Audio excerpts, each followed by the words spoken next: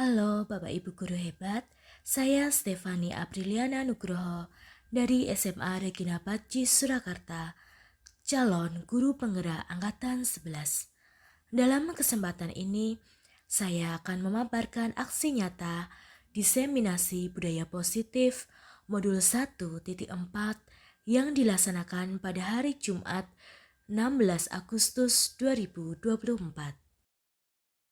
Aksi nyata yang saya terapkan dalam budaya positif yaitu kegiatan 5S, senyum, salam, sapa, sopan, dan santun yang dilaksanakan setiap pagi menyambut anak datang ke sekolah. Hal ini dilatar belakangi, pendidikan karakter sangat penting bagi generasi bangsa. Setiap anak diharapkan tidak hanya cerdas secara kognitif, namun juga memiliki karakter yang baik. Karakter adalah bagian dari budaya yang mengajarkan tentang kesopanan, moral, tingkah laku, dan keluhuran budi yang harus dilakukan oleh seseorang. Menurut Ki Hajar Dewantara, karakter bangsa Indonesia tidak bisa meniru bangsa lain, sehingga negara Indonesia ini terkenal dengan orangnya yang ramah dan penuh dengan sopan santun. Dari latar belakang tersebut, maka saya mengajak murid untuk menghidupi karakter-karakter yang baik, salah satunya dengan penerapan budaya positif 5S. Tujuannya adalah membentuk murid dengan karakter yang baik, sehingga memperkuat identitas budaya bangsa Indonesia yang dikenal dengan keramahan dan kesantunannya, serta menciptakan lingkungan sekolah yang harmonis dan selalu menjunjung nilai-nilai kebajikan. Lalu ini adalah dokumentasi selama saya melaksanakan diseminasi bersama Bapak Ibu Guru. Dan berikutnya saya akan menampilkan video dari pelaksanaan diseminasi budaya positif tersebut. Selamat menyaksikan. Baik, selamat siang Bapak Ibu semuanya. Selamat siang. Bagaimana kabarnya hari ini? Luar Dengan semangat sekali ya, tadi habis lomba. Oke, kita pakaikan kemerdekaan ya. Oke, merdeka. Merdeka. Nah, di siang hari ini semangatnya luar biasa. Nanti kurang lebih sampai 1 jam kita bersama dengan saya ya Bapak Ibu. Bapak Ibu sudah mengenal saya ya. Oke. Jam ini, ya Bapak Ibu, pada kegiatan ini saya akan melakukan diseminasi dari program calon guru penggerak dengan materi budaya positif. Saya Stefani Apriliana Nugroho dari SMA Regina Pacis Surakarta, calon guru penggerak Angkatan 11. Luar biasa. Hari ini ada kita. Baik, mungkin sedikit memperkenalkan juga, saya ada fasilitator Ibu Kiswandari itu dari Jakarta. Beliau yang biasanya memberikan materi secara online seperti itu. Kemudian ada pengajar praktik Ibu Vero yang biasanya setiap bulan kesini untuk mendampingi saya di program guru penggerak ini. Baik, kita lanjut. Inilah susunan acara kita pada hari ini. Oke. Yang pertama adalah perkenalan atau doa pembuka. Kemudian nanti pada kegiatan inti ada diseminasi budaya positif. Kemudian kegiatan penutup nanti kita ada refleksi dan kita akan foto-foto bersama Bapak Ibu mengabadikan momen pada hari ini, dan juga ada doa penutup. Tadi perkenalan sudah mengenal saya, kemudian kita akan lanjutkan dengan doa pembuka. Marilah kita berdoa. Saya pimpin dengan iman Katolik. Bapak Ibu yang mempunyai keyakinan dan yang lain bisa. Dalam nama Bapa dan Putra dan Roh Kudus. Amin. Bapak yang penuh kasih, kami mengucap syukur atas segala berkat-Mu karena pada siang hari ini Engkau mengumpulkan anak-anak-Mu, Bapak Ibu guru dari SMA Regina Pacis dalam mengikuti kegiatan diseminasi budaya positif dalam program Jalan Bumi Penggerak ini. Tuhan berkatilah kegiatan pada hari ini sehingga semuanya dapat berjalan dengan lancar. Kiranya Roh Kudus-Mu turun atas tengah kami sehingga apa yang kami sampaikan dapat bermanfaat bagi kami para guru untuk menuntut peserta didik dan juga untuk kemajuan sekolah kami. Doa ini kami haturkan ke dalam tangan kuasa-Mu dengan kematian Kristus Tuhan kami. Santa Angela, doakanlah kami. Santa Ursula, doakanlah kami. Amin. Dalam nama Bapa dan Putra dan Roh Kudus. Amin. Baik. Selanjutnya adalah sebelum kesepakatan kelas, sebelum saya melakukan presentasi, saya ada satu pantun Bapak Ibu. Ya. Nanti bisa dijawab cantik gitu ya, karena saya cantiknya luar biasa ya. Ya, Bu. Bisa baik. Lari sambil menaik gunung Lawu.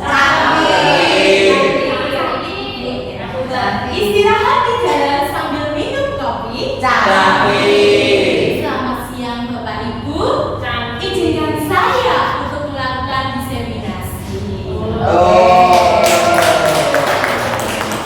Baik Bapak Ibu, sebelum kita memulai untuk kegiatan kita pada hari ini, saya menawarkan kesepakatan kelas. Yang pertama adalah HP di silent.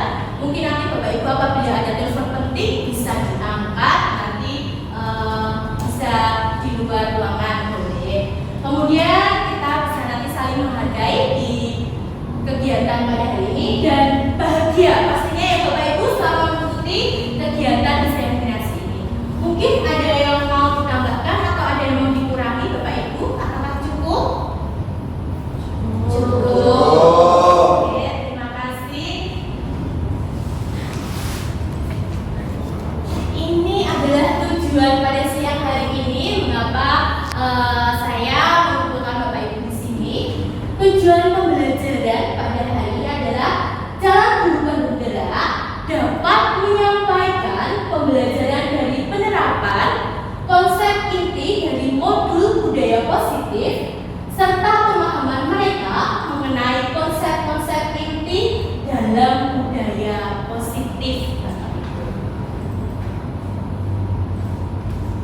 Ini mungkin ada yang bertanya-tanya ya, apa itu budaya positif?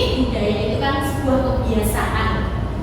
Budaya positif itu adalah nilai-nilai atau keyakinan-keyakinan dan kebiasaan yang ada di sekolah, ya, yang berpihak pada murid. Di mana Ki Hajar Dewantara itu kan filosofi pendidikannya, seorang guru itu menuntun murid sesuai dengan kodrat alam dan kodrat zamannya. Seperti itu. Kemudian tujuan budaya positif ini apa? Tujuan budaya positif adalah menciptakan sekolah yang menyediakan lingkungan positif, aman dan nyaman bagi murid, sehingga murid mampu berpikir, bertindak, dan mencipta dengan merdeka, mandiri dan bertanggung jawab. Merdeka ini sudah sesuai dengan kurikulum kita, bahwa kita sudah menggunakan kurikulum merdeka, ya, berarti anak mempunyai kebebasan, tapi ya tidak serta-merta bebas itu anak bisa melakukan segala hal, ya. Makanya di sini kita diperlukan budaya positif atau nanti kita maksudnya ke disiplin positif seperti itu. Terima kasih Pak Tri. Selanjutnya dalam melakukan budaya positif ini maka diperlukan kontrol dari guru. Ini ada teori kontrol atau choice theory. Benar itu Evita bacanya choice gitu? Choice. Baik. Menurut William Glasser, di sini ada miskomunikasi, ya.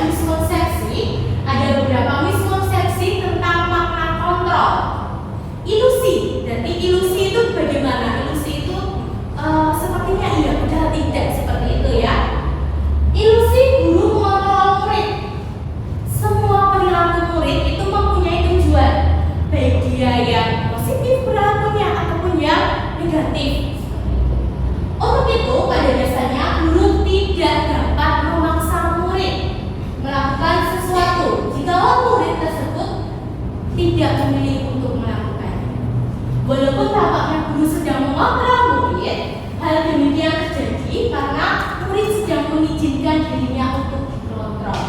Saat itu bentuk kontrol belum menjadi sebuah kebutuhan dasar yang dipilih oleh murid tersebut. Jadi sebenarnya murid melakukan sesuatu baik itu positif negatif itu mempunyai tujuan.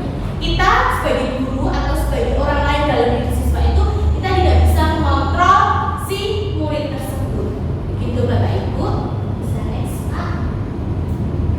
Selanjutnya adalah miskonsepsi yang kedua, ilusi bahwa semua penguatan positif, efektif dan bermanfaat. Penguatan positif atau bujukan adalah bentuk kontrol untuk mempengaruhi murid mengulangi tindakannya. Adalah suatu usaha untuk mengontrol murid tersebut. Dalam jangka tertentu, kemungkinan murid akan menyadarinya bahwa kemungkinan murid menyadarinya dan mencoba untuk menolak bujukan tersebut. Bisa jadi murid tersebut menjadi tergantung pada pendapat sang guru atau ingin berusaha. Jadi Bapak Ibu, kita memberikan kontrol positif kepada siswa. Misalkan anak ini setiap hari mengambil presensi tanpa disuruh, tapi kita selalu mengontrol dia. Kamu bagus sekali setiap hari mengambil presensi, rajin dan sebagainya. Sebenarnya anak melakukan tersebut itu karena adanya kontrol penguatan yang positif dari kita. Tapi kita belum tahu apakah anak melakukan itu tuh karena dirinya sendiri ataukah memang itu karena dari gurunya yang selalu memuji, yang selalu memberikan penghargaan seperti itu. Lanjut Pak. Kemudian ilusi yang ketiga, kritik dapat membuat orang merasa bersalah, dapat menguatkan karakter. Kritik mereka belajar untuk merasa buruk tentang diri sendiri. Kadangkala sulit bagi guru untuk mengidentifikasi bahwa mereka yang melakukan perilaku ini karena seringkali guru menggunakan suara halus untuk menyampaikan pesan negatif. Misalkan, oh kamu pintar, jangka waktu panjang dan sebuah hubungan permusuhan akan terbentuk. Mungkin kita juga belajar dari orang tua kita. Mungkin orang tua mengatakan, aku orang tua, kamu harus nurut sama orang tua, seperti itu ya Bapak Ibu. Kita tidak bisa mengontrol. Bapak Ibu, kita sebagai orang dewasa, kadang kita berpikir, oh kamu itu harus nurut sama aku. Oh itu tidak bisa ya. Itu Bapak Ibu. Karena itu terkadang bisa menimbulkan permusuhan ya antara guru dan siswa karena perbedaan pendapat. Next Pak. Ini ada sebuah quote ya. Bila kita ingin membuat kemajuan secara perlahan, ubahlah bagaimana Anda melihat dunia, bagaimana Anda berpikir tentang manusia, ubahlah paradigma Anda. Jadi bagaimana kita bisa merubah cara berpikir kita, bagaimana kita merubah itu untuk memajukan anak-anak didik kita secara perlahan-lahan ya, untuk menuju dunia yang positif. Next Pak. Baik Bapak Ibu, di sini ada sebuah teori tentang teori stimulus respon dan teori kontrol. Di sini stimulus responnya adalah realitas ya, kebutuhan kita sama. Tapi dalam teori kontrol, sebetulnya kebutuhan kita itu berbeda Bapak Ibu. Setiap orang itu mempunyai kebutuhan yang berbeda. Kemudian semua orang melihat yang sama. Padahal setiap orang memiliki gambaran yang berbeda, tergantung dari mana kita melihat dari sisi sebelah mana paradigma yang ada. Kita mencoba mengubah orang agar pandangan sama dengan kita. Tidak bisa Bapak Ibu. Kita berusaha memahami pandangan orang lain tentang dunia. Jadi kita saling menghargai. Perilaku buruk dilihat sebagai suatu kesalahan. Padahal sebenarnya Bapak Ibu, orang melakukan sebuah perilaku, walaupun itu negatif, pasti orang tersebut mempunyai sebuah tujuan. Orang lain bisa mengontrol saya, tidak. Ya. Hanya diri kita sendiri yang bisa mengontrol kita, diri kita sendiri. Saya bisa mengontrol orang lain, sebaliknya kita tidak bisa mengontrol orang lain.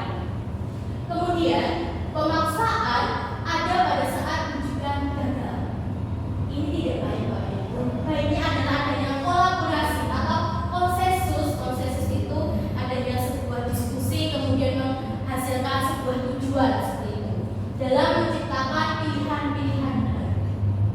Model berpikir menang kalah tidak bisa ya, harus berpikirnya win-win solution seperti itu. Lanjut Pak. Makanya kita membutuhkan lingkungan yang positif dalam menumbuhkan budaya positif tadi. Kita perlu adanya lingkungan yang positif. Bagaimana cara mencapai lingkungan yang positif di sekolah? Pastinya adalah menggunakan disiplin positif di sekolah. Karena sekolah ini mempunyai peran penting dalam menumbuhkan karakter siswa. Apa itu disiplin positif? Ya Bapak Ibu, Ki Haji Dewantara menyatakan bahwa menciptakan siswa yang merdeka. Disiplin positif itu syarat utamanya harus mempunyai disiplin yang kuat, yaitu disiplin diri yang berasal dari dalam diri atau disebut motivasi internal. Inter itu dalam ya Bapak Ibu. Jika tidak mempunyai motivasi internal, inilah makanya diperlukan motivasi eksternal dari orang lain. Inilah saatnya Bapak Ibu guru juga ya untuk memotivasi siswa, untuk mendisiplinkan siswa, mendisiplinkan dirinya. Inilah yang dimaksud disiplin positif. Tujuannya apa sih kita menentukan disiplin positif? Yaitu menanamkan motivasi intrinsik pada murid-murid untuk menjadi orang yang mereka inginkan dan menghargai diri sendiri dengan nilai-nilai yang mereka percaya. Motivasi ini tidak akan terpengaruh pada hukuman atau hadiah. Mereka akan tetap berperilaku baik berlandaskan nilai-nilai kebajikan, karena mereka ingin menjadi orang yang menjunjung nilai-nilai tersebut, ya, menghargai dan mencapai tujuan yang mulia. Jadi orang yang sudah memiliki disiplin positif, dia tidak berpikir kalau aku melakukan ini akan mendapatkan penghargaan, tidak, atau takut melakukan ini karena mendapatkan hukuman, tidak, karena memang di dalam nilainya, dalam dirinya itu dia sudah mempunyai nilai-nilai kebajikan untuk berbuat sesuatu yang positif seperti itu. Spatrik. Makna kata disiplin. Ini Bapak Ibu, kebanyakan orang menghubungkan kata disiplin dengan tata tertib, teratur, kepatuhan pada peraturan, hukuman. Ada itu berbeda. Terkadang kita berpikir, anak itu rapi berarti dia disiplinnya bagus, misalnya seperti itu. Anak itu sering terlambat berarti kedisiplinannya tidak bagus. Apa sih disiplin itu? Diana Gosel menyatakan arti kata disiplin berasal dari bahasa Latin, yaitu disiplina, yang artinya adalah belajar. Kata disiplin juga berasal dari akar kata sama dengan disipel, atau artinya adalah murid atau pengikut. Jadi murid untuk terus belajar. Disiplin juga berkonotasi sebagai disiplin diri. Disiplin diri dapat membuat seseorang menggali potensi yang menuju kepada sebuah tujuan yang mulia. Jadi disiplin ini tujuannya mulia, Bapak Ibu, sesuatu yang dihargai dan memiliki makna dalam diri dia sendiri. Begitu. Ini bisa tes. Makna kata disiplin. Disiplin positif merupakan unsur utama dalam melaksanakan budaya positif. Jadi disiplin ini penting dalam kita mewujudkan budaya positif.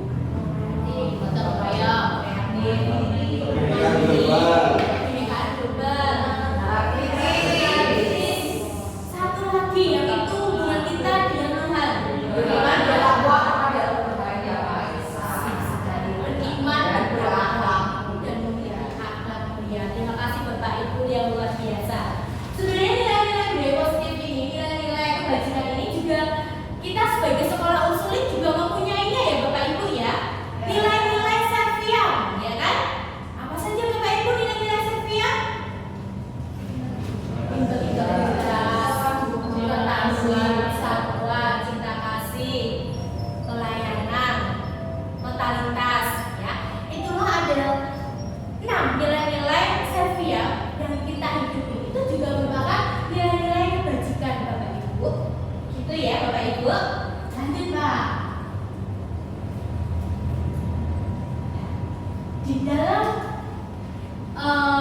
kita melakukan disiplin positif, ya, untuk menghadirkan budaya positif, di situ ada sebuah motivasi yang melandasi, yaitu motivasi perilaku manusia. Ada motivasi yang melandasi kenapa kita melakukan hal tersebut, Bapak Ibu. Next, Pak. Inilah teori motivasi menurut Diana Gosen, Bapak Ibu. Ada motivasi ekstrinsik dan motivasi intrinsik. Ekstrinsik berarti dia berasal dari luar. Intrinsik berarti dari dalam. Oke, apa aja yang motivasi ekstrinsik? Ketika seseorang melakukan sesuatu karena ada motivasi dari luar. Contohnya ada 2 ya Bapak Ibu, yaitu untuk menghindari ketidaknyamanan atau hukuman. Sebenarnya mereka sedang menghindari permasalahan yang mungkin muncul dan berpengaruh pada mereka secara fisik, psikologis, maupun tidak terpenuhinya kebutuhan bila mereka tidak melakukan tindakan tersebut. Misalkan Bapak Ibu, mungkin di sekolah kita ya, di sekolah kita kan ada peraturan anak harus ikat rambut, anak harus berpakaian rapi, seperti itu ya.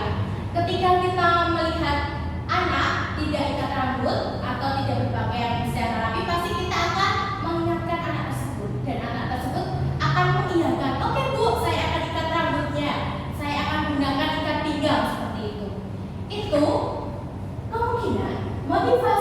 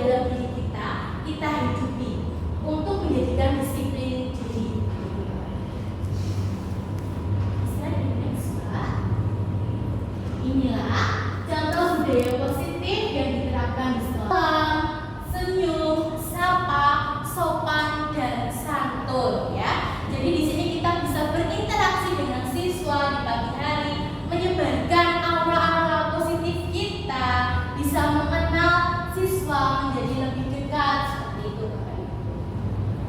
Kemudian ada kegiatan doa sebelum pelajaran atau doa Angelus di jam 12 dan doa sesudah pulang sekolah ya. Itu juga menghadirkan disiplin, menjadikan disiplin positif ya untuk anak. Karena dengan seperti itu anak bisa juga meningkatkan kita anak kepada Yang Maha Kuasa. Itu ada sebuah kebutuhan yang anak-anak penuhi sebenarnya. Anak melakukan itu karena kebutuhan mereka ya. Kebutuhan dasar menurut Dr. William Glasser. Yang pertama adalah bertahan hidup Bapak Ibu. Makan, minum itu untuk bertahan hidup. Coba kalau manusia nggak makan nggak minum ya apa jadinya? Jadi ini adalah kebutuhan primer, kebutuhan pokok yang harus kita penuhi. Nah, makan, minum, sandang, seperti itu. Kemudian ada lagi kebutuhan penguasaan. Kebutuhan ini biar kita itu diterima di lingkungan kita seperti itu, biar kita dihargai. Kadang kalau di lingkungan itu kan ada yang mohon maaf yang kaya gitu kan, kita bisa melihat yang wow rumahnya besar wow gitu ya. Itu salah satu kebutuhan penguasaan begitu Bapak Ibu. Lalu ada kebutuhan kebebasan. Ya, berarti bagaimana kita melakukan sesuatu itu karena memang tujuannya bebas, tidak mau tertekan, nggak mau ditekan seperti itu ya. Seperti mungkin ada fenomena anak sekarang ya, bahwa Gen Z itu kalau dia tidak nyaman di dunia kerjanya, mereka tidak tanggung-tanggung, mereka berani mengambil keputusan untuk keluar karena mereka ingin bebas. Ingin bebas kenapa? Karena ada yang merasa tertekan di dunia kerja, karena ada yang merasa gajinya kurang, jadi mereka bisa mengambil keputusan untuk keluar karena ingin kebebasan. Lalu ada kebutuhan cinta dan kasih sayang ya. Cinta dan kasih sayang, bagaimana kita bisa merasakan penerimaan di sekitar kita, bagaimana kita bisa merasakan dicintai seperti itu ya. Itu kebutuhan afektif. Lalu ada kebutuhan kesenangan. Kesenangan ini misalkan kita mempunyai hobi tertentu ya. Misalkan di sini ada Pak Gogo. Pak Gogo memelihara burung ya. Pak Gogo memelihara burung karena punya hobi ya, karena hobi ya.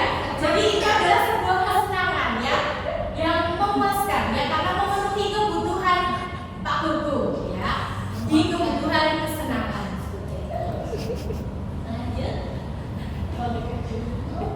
Ini salah satu bukan salah satu tapi dua ya Bapak Ibu, kebutuhan dasar manusia. Jadi salah satunya ini penguasaan, karena dengan adanya anak mengikuti perlombaan, berarti kan anak di situ kan diakui ya, diakui kemudian dihargai seperti itu.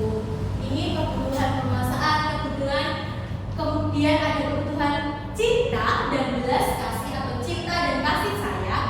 Ini adalah foto yang kemarin anak-anak melakukan refleksi tapi di model untuk satu kelas gitu Bapak Ibu. Biar di sini tuh bisa mengungkapkan, ini kelas 10D ya, mengungkapkan apa yang dirasakan. Jadi di sini ada kebutuhan cinta dan kasih, bagaimana mereka saling mencintai di dalam kelas tersebut gitu. Saling sharing di sini. Lanjut Pak. Inilah dalam mewujudkan kebutuhan tadi. Di sini ada peran guru sebagai kontrol. Menurut Diana Gosen, kontrol guru itu ada 5, Bapak Ibu. Yang pertama adalah sebagai penghukum, pembuat orang merasa bersalah, sebagai teman, sebagai monitor, dan sebagai manajer. Posisi kontrol guru sebagai penghukum, ya, biasanya menggunakan hukuman fisik maupun verbal. Misalkan contohnya, ada anak yang datang terlambat, kemudian guru mengatakan, kamu datang terlambat. Sebagai hukumannya silakan lari lapangan 20 kali.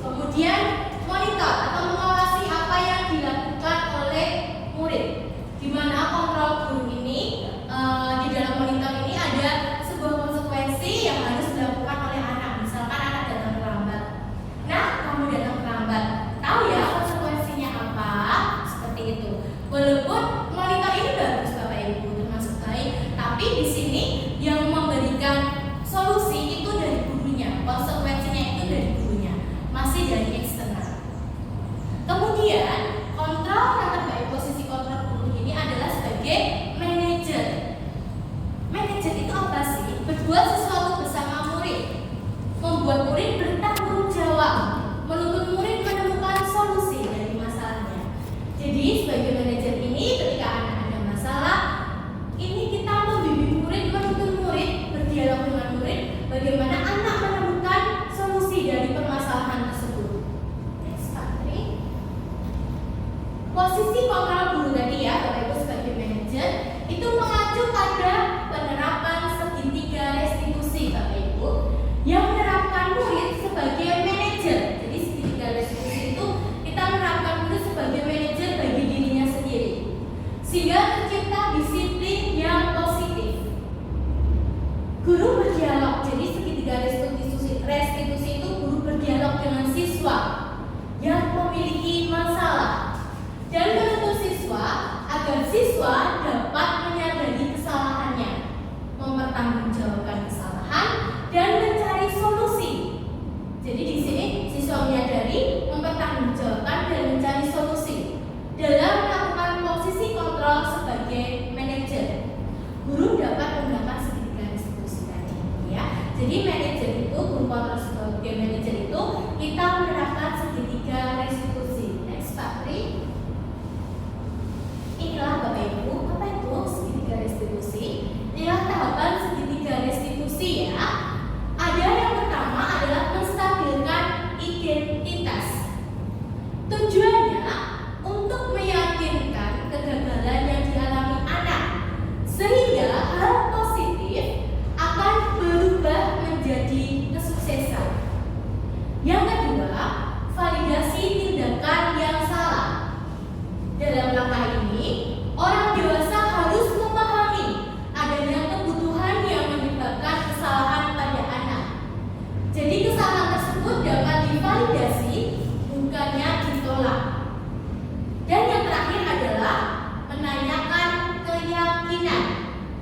Dalam langkah ini, orang dewasa akan menghubungkan perbuatan anak terhadap nilai-nilai yang ada hingga bergerak maju dan memperbaiki diri sesuai dengan keinginan anak tersebut. Next, Pak Pri. Inilah Bapak Ibu tadi ya contohnya menstabilkan identitas. Ketika adanya anak yang salah, begitu kita bisa mengatakan setiap orang pasti pernah melakukan kesalahan. Atau, kamu bukan satu-satunya orang yang melakukan kesalahan ini. Stefani dulu juga pernah melakukan seperti ini. Ya, itu adalah menstabilkan identitas terlebih dahulu. Kemudian, validasi tindakan yang salah. Kita bisa menanyakan, alasan kamu kenapa harus datang terlambat? Kenapa? Atau adakah cara yang lebih efektif untuk mendapatkan apa yang kamu butuhkan? Jadi menanyakan kebutuhan anak itu apa? Dan menanyakan keyakinan. Keyakinan ini bisa keyakinan sekolah ataupun keyakinan kelas ya Bapak Ibu. Apa sih keyakinan kelas yang telah disepakati dahulu? Atau kamu ingin menjadi orang seperti apa? Di sini adalah tahapan menanyakan keyakinan. Lanjut Pak Tri. Videonya bisa dibuka Pak Tri. Inilah salah satu contoh video segitiga Rena tahu tidak kenapa Bu Stefani panggil Rena ke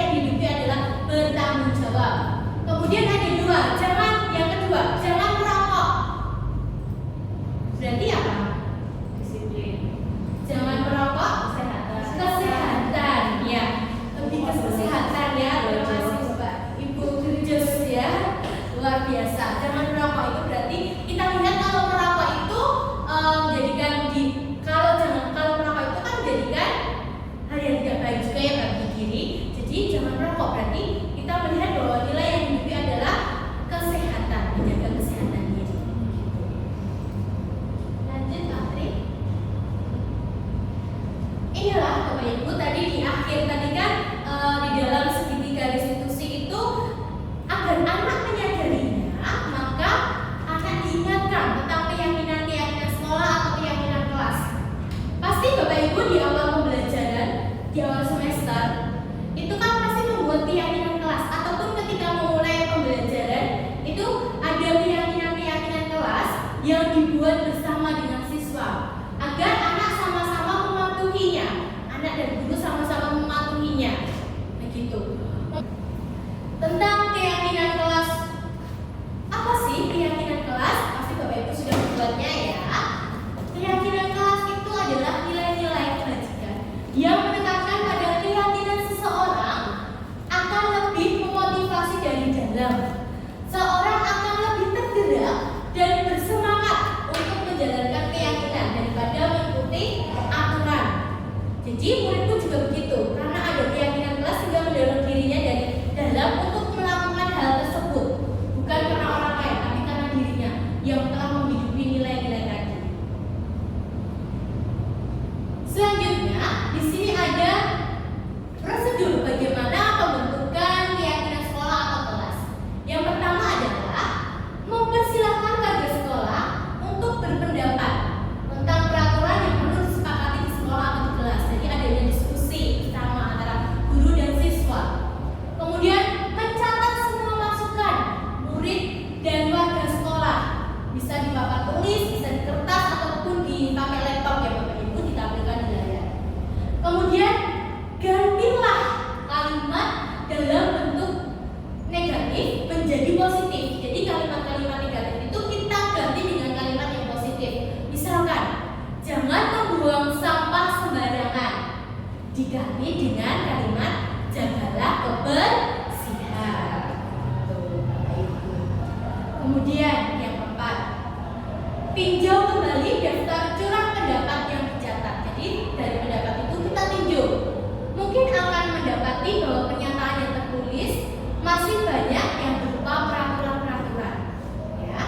Kemudian setelah keyakinan kelas selesai dibuat, maka semua warga sekolah atau warga kelas dipersilahkan meninjau ulang.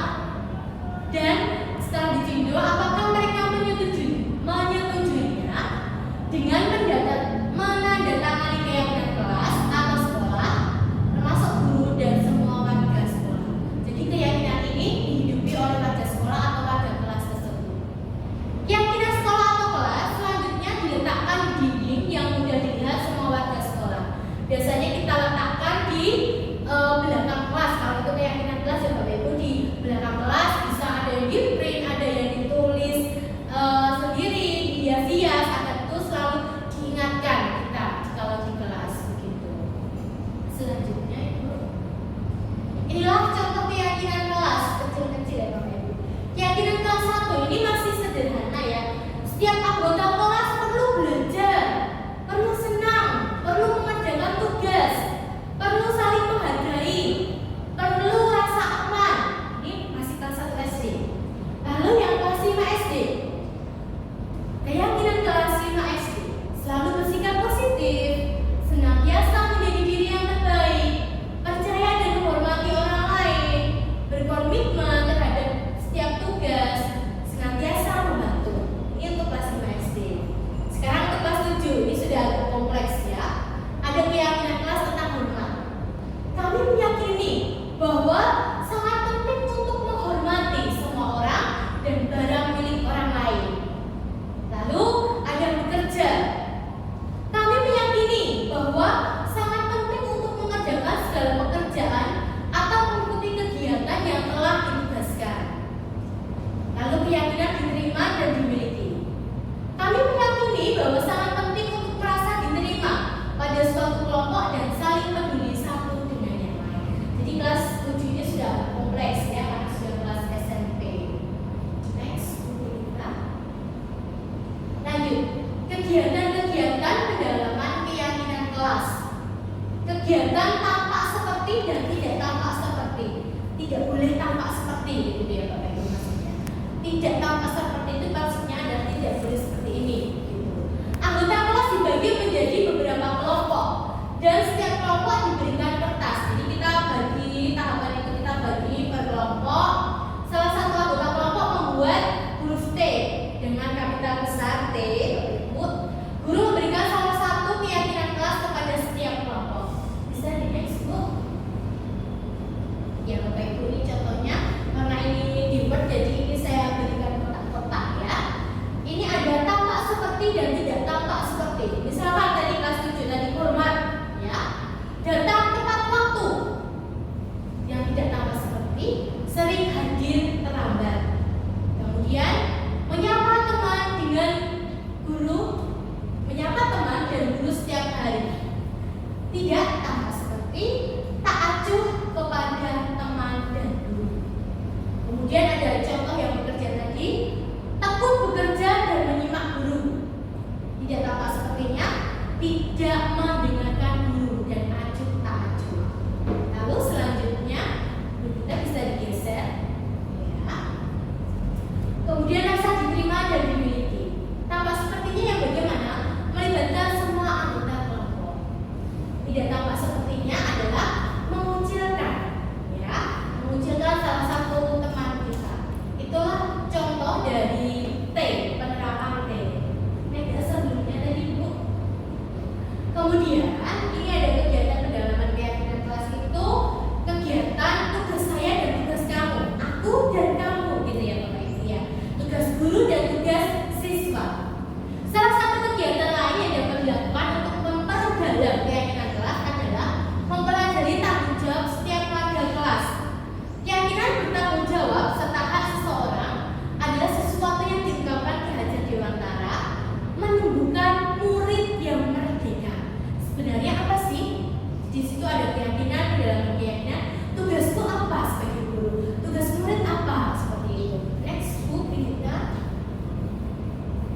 Next lagi. Ya, di sini tugas guru murid. Ini tugas guru murid, gitu Bapak Ibu. Tugas guru itu apa? Mengajar. Tugas murid apa? Belajar. Tugas guru apa? Mendidik. Tugas murid apa? Mencobanya. Terus, tugas guru bukan menyakiti atau disakiti. Dan tugas siswa bukan menyakiti atau disakiti juga. Tugas guru bukan memaksa kamu untuk belajar. Tugas siswa bukan untuk mengeluh. Lalu, tugas guru merapikan barang-barang murid, tugas siswa bukan. Tugas guru tadi bukan merapikan barang-barang murid, tugas siswa juga bukan merusak barang pribadi atau orang lain. Inilah contoh-contoh kegiatan tugas saya sebagai guru dan tugas kamu sebagai murid di dalam memperdalam keyakinan kelas tadi. Next. Oke, Bapak Ibu, ini tadi adalah tentang budaya positif, di mana dalam kehidupan budaya positif itu adanya disiplin positif. Kemudian dalam melakukan perilaku dibutuhkan motivasi ya Bapak Ibu, adanya motivasi. Motivasi itu adalah karena adanya kebutuhan ya. Kemudian dari kebutuhan itu apabila anak membuat kesalahan, karena ya tadi untuk memenuhi kebutuhannya. Kemudian bagaimana kita menjadi seorang guru harus mengontrol siswa, bukan harus mengontrol siswa, tapi mengontrol siswa yang baik tadi dengan teknik manajer, posisi kontrol manajer dan menggunakan segitiga restitusi. Baik, demikian Bapak Ibu tadi diseminasi yang saya lakukan pada hari ini. Tadi materi-materi yang saya sampaikan, begitu ya Bapak Ibu. Selanjutnya saya mau bertanya nih Bapak Ibu, apakah materi yang saya sampaikan tadi bisa dipahami bersama-sama, begitu ya Bapak Ibu? Yang pertama, saya bertanya ini tentang tadi disiplin positif itu apa ya? Izin berbicara Bu. Ayo Pak Widi, silakan Pak Widi. Disiplin positif itu disiplin yang berasal dari dirinya sendiri, jadi memotivasi dirinya sendiri dari segi internal dirinya untuk berbuat atau merubah perilaku perkataan dalam kebiasaannya baik di sekolah maupun di rumah untuk semakin lebih baik dalam bertindak sehingga mencerminkan pelajar, terutama saat ini pelajar Pancasila yang mengarah ke arah kegiatan maupun pembelajaran yang positif.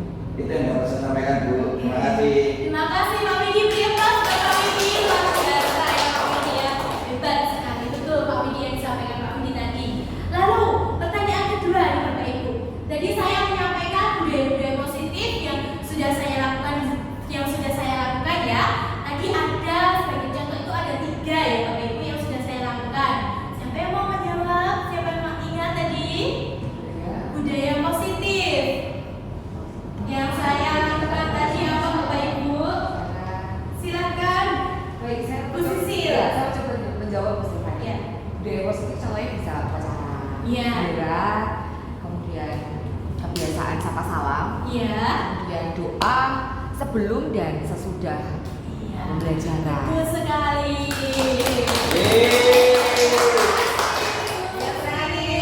Ya, terus yang terakhir aja ya Bapak Ibu, satu lagi nilai-nilai kebajikan. Yang tadi yang saya contohkan tadi adalah nilai profil pelajar Pancasila. Apa itu nilai profil pelajar Pancasila? Oke, Ibu Yona silakan. Profil pelajar Pancasila itu ada 6. Ya. Pertama itu beriman, bertakwa kepada Tuhan Yang Maha Esa dan beramal mulia. Ya. Terus ada bernalar kritis. Ya. Kemudian mandiri, kreatif, bergotong royong dan apa ya satunya ya? Oh, berkebinekaan global. Oke. Biasa. Biasa. Hebat sih. Luar biasa ya untuk hari ini.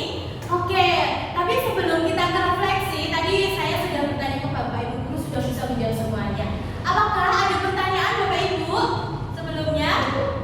Cukup, Ada Mas. pertanyaan? Terima kasih. Apabila tidak ada pertanyaan, bisa lanjut ke refleksi Bapak Ibu. Oke. Ya, refleksi untuk barcode-nya. Oke. Silakan di-scan semuanya Iya. Bapak Ibu. Terus scan.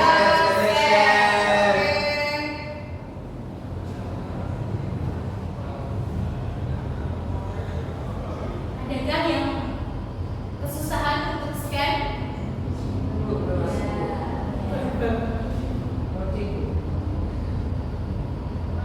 Ini juga sebagai presensi untuk kehadiran kita hari ini.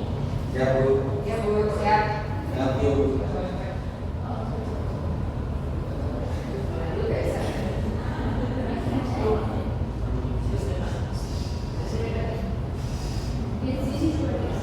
Ya sudah Bu. Yang pertama tadi bertawaf kepada Tuhan Yang Maha Esa ya Bapak Ibu ya. Maka sebelum kita mengakhiri kegiatan kita pada hari ini, kita tutup dulu dengan berdoa. Setelah ini nanti kita bisa foto bersama-sama untuk mendokumentasikan kegiatan kita pada hari ini. Baik, marilah kita berdoa. Dalam nama Bapa dan Putra dan Roh Kudus. Amin. Allah Bapa di surga, kami mengucap syukur kepadamu atas segala berkat, rahmat, dan pertolongan-Mu sehingga kegiatan diseminasi budaya positif pada hari ini dapat berjalan dengan baik, dapat berjalan dengan lancar. Terima kasih karena Engkau telah menurunkan Roh Kudus-Mu sehingga menuntun kegiatan kita pada hari ini. Dan sebentar lagi Tuhan, kami akan undur diri, kami akan meninggalkan tempat ini dan melanjutkan aktivitas kami masing-masing. Kiranya Engkau selalu menuntun kami dalam setiap langkah kami, berilah kami kesehatan dan keselamatan dan kebahagiaan selalu. Kami haturkan doa ini kepadamu dengan pengantaran Kristus Tuhan kami. Amin. Santa Angela, Doakanlah kami. Santa Ursula, doakanlah kami. Amin. Dalam nama Bapa dan Putra dan Roh Kudus. Amin. Baik, terima kasih Bapak Ibu.